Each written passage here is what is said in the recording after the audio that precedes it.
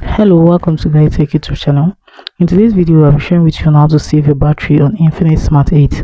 So I'll be sharing with you two methods of doing this. The first is for you to go to your settings option. So right here is the home page of my settings option. The next thing you have to do is to scroll gently, click on Power Marathon, click on Neural Power Saving.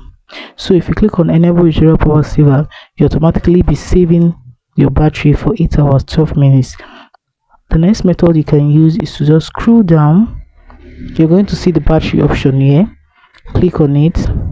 So when you click on it, you just have to click on Enable Neural Power Saver.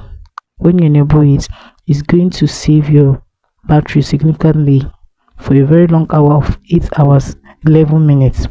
So guys, that is it on how to save power on your Infinix Smart 8.